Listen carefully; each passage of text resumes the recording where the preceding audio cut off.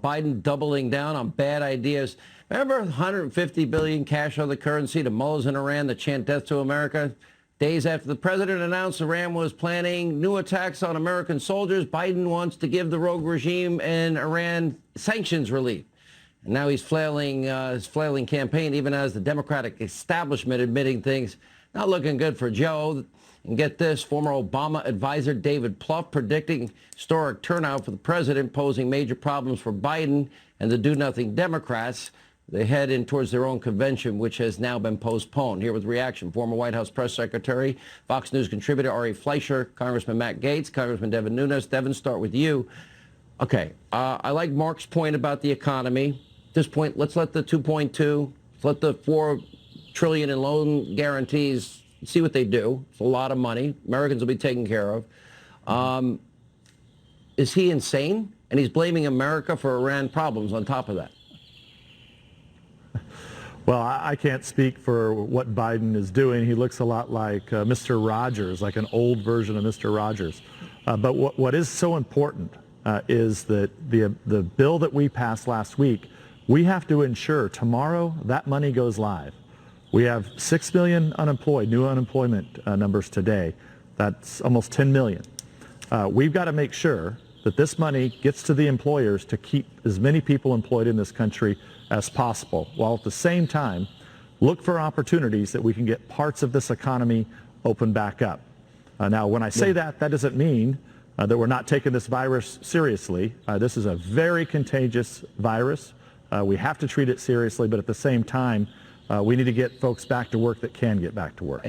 And that's why it is so unconscionable, Matt Gaetz.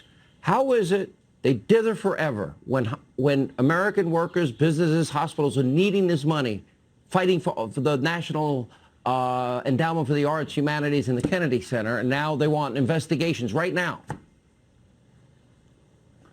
You know, Democrats are jealous and out of power, and so they're reverting to the muscle memory of the impeachment strategy, where they focus on subpoenas rather than solutions, where they focus on investigations rather than ICU bed capacity.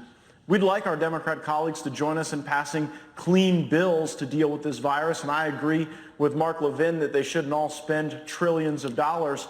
But we really see what Democrats are actually fighting for. Not our healthcare workers, not empowering our states and local communities, but things like $350 million for illegal aliens, migrants, and refugees, rather than the American people and the American worker. And I think the American people are seeing through it.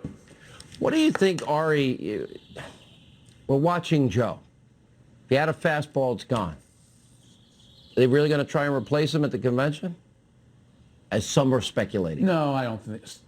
I don't see that happening. Unless Bernie Sanders can have a miraculous comeback, Joe Biden's earned this. He's won the nomination fair and square. It will be his, and I think the Democrats might have a little buyer's remorse when they see who they have to lead their ticket. But if I had any advice for Joe Biden right now, it'd be take stands, not pot shots. In the middle of a crisis like this, pot shots, the normal politics, it doesn't work. So what he really should do if he wants to stand out at a time when it's very hard for him to stand out, take a stand on coronavirus. Advocate grounding all America's airplanes if that's what he thinks is right. Tell all Americans that they should be wearing masks and the government should order that to happen. Instead of just saying, listen to scientists, which is all he's saying, he should actually take a leadership position and tell people what he thinks. That way people can evaluate him. But he won't do it because that involves risk. It involves actually leadership and taking stands. That's what he ought to do. All right, great insight from all of you. Appreciate you being with us. Thank you.